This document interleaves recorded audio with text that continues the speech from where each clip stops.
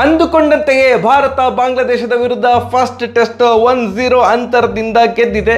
Next test second test match ಅನ್ನು ಸಹ ಭಾರತ ಗೆದ್ದು ವೈಟ್ ವಾಶ್ ಮಾಡಿಕೊಳ್ಳುತ್ತದೆ. ನಮಸ್ಕಾರ ಎಲ್ಲರಿಗೆ, ಜನಾರ್ದನ್ ಸರ್ ಮಾತಾಡ್ತಾ ಇರೋದು. ಕುಶಲವೇ, ಕ್ಷೇಮವೇ, ಸೌಖ್ಯವೇ? Welcome back to Ganesh Karanth cricket talks YouTube channel. ನಿನ್ನೆ 1-0 ಇಸ್ ಲೋಡಿಂಗ್ ಅಂತ ಹೇಳಿದೆ, ಇವತ್ತು 1-0 ಇಸ್ ಲೋಡೆಡ್ ಅಷ್ಟೇ. ಫಸ್ಟ್ ಹಾಫಲ್ಲಿಯೇ ಬಾಂಗ್ಲಾದೇಶ ಡಮಾರ್ 280 ರನ್ಗಳ ಭರ್ಜರಿ ವಿಜಯ ಭಾರತಕ್ಕೆ, ಅಥವಾ 280 ರನ್ಗಳ ಹೀನಾಯ ಸೋಲು ಬಾಂಗ್ಲಾದೇಶಕ್ಕೆ. 234 ರನ್ನಿಗೆ ಆಲ್ ಔಟ್ ಬಾಂಗ್ಲಾದೇಶ. ನಿನ್ನೆ ಆಟ ಮುಂದುವರಿಸಿದಂಥ ಬಾಂಗ್ಲಾದೇಶ 6 ವಿಕೆಟ್ಗಳನ್ನು ಕಳೆದುಕೊಳ್ಬೇಕಿತ್ತು, ಇವತ್ತು ಕಳೆದುಕೊಂಡರು. ಅಶ್ವಿನ್ ಅವರು 6 ವಿಕೆಟ್ ತೆಗೆದ್ರು, ಜಡೇಜಾ ಅವರು 3 ವಿಕೆಟ್, ಆ್ಯಂಡ್ ಮಿಕ್ಕಿದಂಥ 1 ವಿಕೆಟನ್ನು ಬುಮ್ರಾ ಅವರು ತೆಗೆದ್ರು. ಫಸ್ಟ್ ಇನ್ನಿಂಗ್ಸಲ್ಲಿ ಅಶ್ವಿನ್ ಅವರು 100 ಹೊಡೆದಿದ್ರು, ಬಟ್ ವಿಕೆಟ್ ತೆಗೆಯದೇ ಇದ್ದಾಗ ಫಸ್ಟ್ ಇನ್ನಿಂಗ್ಸಲ್ಲಿ ಅಶ್ವಿನಿಗೆ ವಿಕೆಟ್ ಸಿಗಲಿಲ್ವಾ ಚೆನ್ನೈಯಲ್ಲಿ, ಅವರ ಹೋಮ್ ಗ್ರೌಂಡು, ಹಾಗೆ ಮರ್ರೆ ಅಂತ ಅಂದ್ಕೊಳ್ತಿದ್ದೆವು. ಬಟ್ ಅದಕ್ಕೆ ಬಡ್ಡಿ ಸಮೇತವಾಗಿ ಸೆಕೆಂಡ್ ಇನ್ನಿಂಗ್ಸಲ್ಲಿ ಅದ್ಭುತವಾಗಿ ಬೌಲಿಂಗ್ ಹಾಕಿ, ಅಲ್ಲ ಫಸ್ಟ್ ಇನ್ನಿಂಗ್ಸಲ್ಲಿ ಚಂದ ಬೌಲ್ ಹಾಕಿದ್ರು, ಸೆಕೆಂಡ್ ಇನ್ನಿಂಗ್ಸಲ್ಲಿ ವಿಕೆಟ್ಸ್ ಸಿಕ್ಕಿತ್ತು. 6 ವಿಕೆಟ್ಗಳು ಅಶ್ವಿನಿಗೆ ಸಿಕ್ಕವು.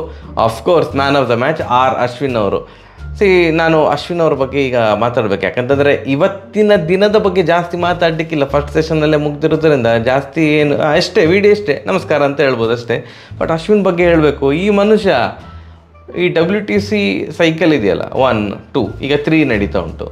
WTC 1-2 ಅಲ್ಲಿ ಎದ್ದು ಬಿದ್ದು ಅಷ್ಟಷ್ಟು ವಿಕೆಟ್ ತೆಗೆದು ಬ್ಯಾಟಿಂಗಲ್ಲಿ ಸಹ ಕಾಂಟ್ರಿಬ್ಯೂಷನ್ ಮಾಡಿ ಒಂದು ಪರ್ಫೆಕ್ಟ್ ಟೀಮ್ ಆಗಿ ಇದ್ದು ಭಾರತವನ್ನು ಫೈನಲ್ ತನಕ ತಗೊಂಡೋಗಿ ಕೊನೆಗೆ ಫೈನಲಲ್ಲಿ ಬೆಂಚಲ್ಲಿ ಕೂರಿಸೋದು ಅಶ್ವಿನ್ ಅವ್ರನ್ನು. ನಂಗೆ ಭಾರಿ ಸಂಕಟ ಆಗ್ತಾಯಿತ್ತು. ಅಂದರೆ ಹ್ಯುಮ್ಯಾನಿಟಿ ಅಂತ ಅಂದ್ಕೊಂಡ್ರೆ ಸಹ ಆ ಒಂದು ನೆಲೆಯಲ್ಲಿ ಚಾನ್ಸ್ ಕೊಡಬೇಕು ಪ್ಲೇಯಿಂಗ್ 11ಅಲ್ಲಿ. WTC ಫೈನಲ್ ತನಕ ಪಿಚ್ ಗಿಚ್ಚೆಲ್ಲ ನೋಡೋದಿಲ್ಲ, ಈ pitch whether it is assisting spinners or not ಅದು ಇದಂತೆಲ್ಲ ನೋಡೋದೆ. ಫೈನಲ್ ಬಂದ ಕೂಡಲೇ ಮಾತ್ರ ಈ ಪಿಚ್ಚು ಸ್ಪಿನ್ನರಿಗೆ ಅಷ್ಟು ಹೆಲ್ಪ್ ಆಗೋದಿಲ್ಲ, ಅಶ್ವಿನನ್ನು ಬೆಂಚಲ್ಲಿ ಕೂರಿಸು ಅಂತಂದರೆ ಎಂಥ ಒಂದು ಮೋಸ ಅಲ್ವಾ ಅದು. ಸೊ ಈಗ WTC 3 ಫೈನಲಿಗೆ ಭಾರತ ಹೋಗ್ತದೆ ಅಂತ ನಂಗೆ ಅನ್ನಿಸ್ತಾ ಉಂಟು. ಈಗ ಫೈನಲಿಗೆ ಹೋದ್ಮೇಲೆ ದಯವಿಟ್ಟು ಈ ಸಲ ಸಹ ಆ ಒಂದು ಕೆಟ್ಟ ನಿರ್ಧಾರಕ್ಕೆ ಬರಬೇಡಿ. ಬೇಡ, ಅಶ್ವಿನ್ ಅವ್ರನ್ನ ಆಡಿಸೋದು ಬೇಡ, ಇದು ಸ್ಪಿನ್ನರ್ಸಿಗೆ ಏನು ಹೆಲ್ಪ್ ಆಗೋದಿಲ್ಲ, ಅಶ್ವಿನ್ ಆಫ್ ಸ್ಪಿನ್ನರು, ಇದು ಅಷ್ಟೇನು ವರ್ಕ್ ಆಗೋದಿಲ್ಲ ಅಂತ ಅಂದ್ಕೊಂಡು ಅವ್ರನ್ನ ಬೆಂಚಲ್ಲಿ ಕೂರಿಸಿ ಅವಮಾನ ಮಾಡಬೇಡಿ. Because he is a perfect team man ಮಾರೆ.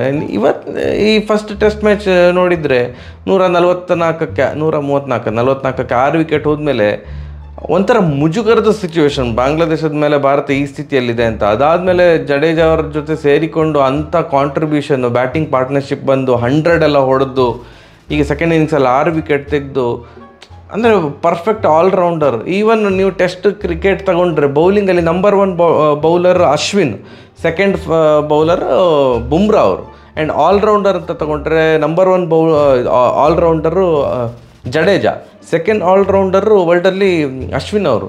ಇಂಥ ಕಾಂಟ್ರಿಬ್ಯೂಷನ್ ಕೊಡ್ತಾ ಇರುವಾಗ ಅವ್ರನ್ನ ಫೈನಲಲ್ಲಿ ಆಡಿಸಬೇಕು. ಆ ಒಂದು ತಪ್ಪು ನಿರ್ಧಾರಕ್ಕೆ ಬರಬೇಡಿ, ಅವ್ರನ್ನ ಆಡಿಸೋದೆ ಬೆಂಚಲ್ಲಿ ಕೂರಿಸೋದು. 2 ಫೈನಲ್ ಸೋತಿದ್ದೇವೆ, 3ನೇ ಫೈನಲ್ ಅದು ಗೆಲ್ತೇವೆ ಸೋಲ್ತೇವೆ ಅದು ಬೇರೆ ವಿಷಯ. ಬಟ್ ಅಶ್ವಿನ್ ಅವ್ರನ್ನ ಆಡಿಸಿದರೆ ಅದೊಂದು ಅವರಿಗೆ ಸಹ ಒಂದು ಮರ್ಯಾದೆ ಕೊಟ್ಟ ಹಾಗೆ. ನನಗೆ ಅನಿಸೋದು ಅಶ್ವಿನ್ ಈಸ್ ಅ ವೆರಿ ಎಂಥ ಅಂಡರ್ ರೇಟೆಡ್ ಅಂತ ಹೇಳೋದಿಲ್ಲ, ಬಟ್ ಲೆಸ್ ಸೆಲೆಬ್ರೇಟೆಡ್ ಲೆಜೆಂಡ್ ಇಂಡಿಯಾದಲ್ಲಿ.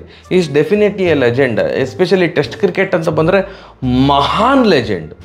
ನಮ್ದು ಏನಾಗಿದೆ, ಅನ್ಫಾರ್ಚುನೇಟ್ಲಿ ನಾವು ಒಂಥರ ಬ್ಯಾಟ್ಸ್ಮನನ್ನು ಮಾತ್ರ ತಲೆ ಮೇಲೆ ಎತ್ತಿ ಅಂತ ಹೇಳೋದಲ್ಲ, ಇವರಂತೂ ಸೆಲೆಬ್ರೇಟ್ ಮಾಡಬೇಕು. ಅಶ್ವಿನ್ ಅವರನ್ನು ಆಲ್ಮೋಸ್ಟ್ ಎಂಡ್ ಆಫ್ ಹಿಸ್ ಕರಿಯರಲ್ಲಿದ್ದಾರೆ. ಕೊನೆಗೆ ಅವರು ಎಷ್ಟು ವಿಕೆಟ್ ತೆಗಿತಾರೆ ನೋಡುವ. But definitely greatest of all times. ನನಗೆ ಟೆಸ್ಟ್ ಕ್ರಿಕೆಟ್ ಅಂತಂದರೆ ಕಳೆದ 1 ದಶಕದಲ್ಲಿ ನನಗೆ ಅಂತ ನೆನಪಾಗೋದು, ಇಂಡಿಯಾ ಅಂತ ಬಂದ ಕೂಡ ನನಗೆ ನೆನಪಾಗೋದು ಅಶ್ವಿನ್ ಅವರೇ.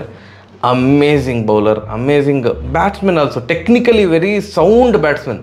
ನನಗೆ ಅವ್ರದ್ದು ಆಟ ನೋಡಿದಾಗ ಸ್ವಲ್ಪ VVS ಲಕ್ಷ್ಮಣ್ ಅವರ ಬ್ಯಾಟಿಂಗ್ ಹೋಲ್ತದೆ ಅವ್ರದ್ದು, ಅಷ್ಟು ಇಷ್ಟ ನನಗೆ ಅವ್ರದ್ದು ಬ್ಯಾಟಿಂಗ್ ಟೆಕ್ನಿಕ್ ವೈಸ್. ಕೆಲವೊಂದು ಸಲ ಕನ್ಸಿಸ್ಟೆಂಟಾಗಿ ಪರ್ಫಾರ್ಮ್ ಮಾಡಲಿಲ್ಲ ಅವರು, ಸುಮಾರು ಇನ್ನಿಂಗ್ಸಲ್ಲಿ ಎಡಗಡಗಡಗ ಅಂತ ಸಿಂಗಲ್ ಡಿಜಿಟ್ಗೆಲ್ಲ ಔಟ್ ಆದದ್ದು ಇದೆ.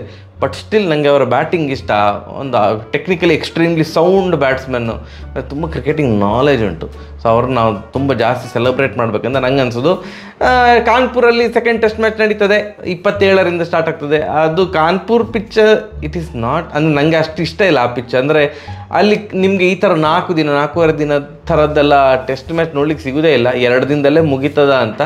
ಅದು ಸಹ ಸ್ಪಿನ್ನರ್ಸಿಗೆ ಭಾರಿ ಹೆಲ್ಪ್ ಆಗ್ಬೋದು ಅಂತ ಅಂದ್ಕೊಂಡಿದ್ದೇನೆ. ಅಲ್ಲಿ ಸಹ ಅಶ್ವಿನ್ ಮತ್ತು ಜಡೇಜಾ ಅವರು ತುಂಬ ಕ್ರೂಷಿಯಲ್ ಆಗಿ ರೋಲ್ ಪ್ಲೇ ಮಾಡ್ತಾರೆ ಆ್ಯಂಡ್ ಸೇಮ್ ಸ್ಕ್ವಾಡನ್ನೇ ಇಟ್ಕೊಂಡು ಭಾರತ ಹೋಗ್ತದೆ ಅಂತ ನನಗನ್ನಿಸ್ತದೆ. ಅದ್ರ ಬಗ್ಗೆ ಪ್ರಿವ್ಯೂಲಿ ಮಾತಾಡ್ತೇನೆ. ಈ ಟೆಸ್ಟ್ ಮ್ಯಾಚ್ ಓವರ್ ಆಲ್ ನಂಗೆ ತುಂಬ ಖುಷಿ ಆಯಿತು, ಯಾಕಂತಂದರೆ ರೆಡ್ ಸಾಯಿಲಲ್ಲಿ ಆಡಿರೋದು. ಯಾಕೆಂತಂದರೆ ಬಾರ್ಡರ್ ಗವಾಸ್ಕರ್ ಟ್ರೋಫಿ ಅದು ಆಸ್ಟ್ರೇಲಿಯಾದಲ್ಲಿ ಆಗ್ತಾ ಇರೋದ್ರಿಂದಾಗಿ, ಅಲ್ಲಿ ಫಾಸ್ಟ್ ಬೌಲರ್ಸಿಗೆ ಹೆಲ್ಪ್ ಆಗುವಂತಹ ಪಿಚ್ ಆಗಿರೋದ್ರಿಂದಾಗಿ ಅದಕ್ಕೆ ಈಗಲೇ ಒಂಥರ ಪೂರ್ವಭಾವಿಯಾಗಿ ಪ್ರಾಕ್ಟೀಸ್ ಆದಾಗೆ ಆಗ್ತದೆ ಅಂತ ರೆಡ್ ಸಾಯಿಲಲ್ಲಿ ಆಡ್ತಾ ಇದ್ದಾರೆ. ಅದಕ್ಕೆ ನೋಡಿ ಫಸ್ಟ್ ಇನ್ನಿಂಗ್ಸಲ್ಲಿ ಫಾಸ್ಟ್ ಬೌಲರ್ಸಿಗೆ ಭಾರಿ ಹೆಲ್ಪ್ ಆಯಿತು ಈ ಪಿಚ್ಚು. ಬುಮ್ರಾ, ಸಿರಾಜ್, ಆಕಾಶ್ದೀಪ್ ಎಲ್ಲ ಭಾರಿ ಸೂಪರಾಗಿ ಬಾಲ್ ಹಾಕಿ ಅವರೇ 8 ವಿಕೆಟ್ ತೆಗೆದಿದ್ರು. ಸೊ ಮೇ ಬಿ ಕಾನ್ಪುರ್ ಪಿಚ್ಚಲ್ಲಿ ಸರ್ ರೆಡ್ ಸಾಯಿಲೇ ಇರಲಿ ಮಾರೆ, ಸ್ವಲ್ಪ ಫಾಸ್ಟ್ ಬೌಲರ್ಸಿಗೆ ಹೆಲ್ಪ್ ಆಗಲಿ, ಸೊ ದ್ಯಾಟ್ ಇವರಿಗೆ ಬಾರ್ಡರ್ ಗವಾಸ್ಕರ್ ಟ್ರೋಫಿ ಅಲ್ಲಿ ಆಡಲಿಕ್ಕೆ ಹೋದಾಗ, ಆಸ್ಟ್ರೇಲಿಯಾಕ್ಕೆ ಆಡಲಿಕ್ಕೆ ಹೋದಾಗ ಅಯ್ಯಯ್ಯೋ ನಮಗೆ ಈ ಪಿಚ್ಚಲ್ಲೆಲ್ಲ ಆಡಿ ಅಭ್ಯಾಸ ಇಲ್ಲ, ಬರೀ ಸ್ಪಿನ್ ಪಿಚ್ಚಲ್ಲಿ ಮಾತ್ರ ಆಡಿ ಅಭ್ಯಾಸ ಅಂತ ಒಂದು ರೀಸನ್ ಇಲ್ಲ. ಇದ್ರ ಮೊದಲೆಲ್ಲ ಹಾಗೆ ಹೇಳ್ತಿದ್ರಲ್ಲ, this is all new to us ಅಂತ, ಹಾಗೆ ಆಗದಿರಲಿ ಅನ್ನೋ ಕಾರಣಕ್ಕೆ ಮೇ ಬಿ ರೆಡ್ ಸಾಯಿಲಲ್ಲಿ ಮಾಡ್ತಾ ಇರ್ಬೋದು. ಕಾನ್ಪುರ್ ಪಿಚ್ ಆಗಿರುತ್ತೆ ಅಂತ ನೋಡುವ. ಕಂಗ್ರ್ಯಾಚುಲೇಷನ್ಸ್ ಟೀಮ್ ಇಂಡಿಯಾ, ವೈಟ್ ವಾಶಿಗೆ ನಾವೆಲ್ಲರೂ ಸಕ್ಕ ಆಯ್ತಾ ಇದ್ದೇವೆ. ಸರಿಯಾಗಿರೋ ಬರುವ, ನಮಸ್ಕಾರ.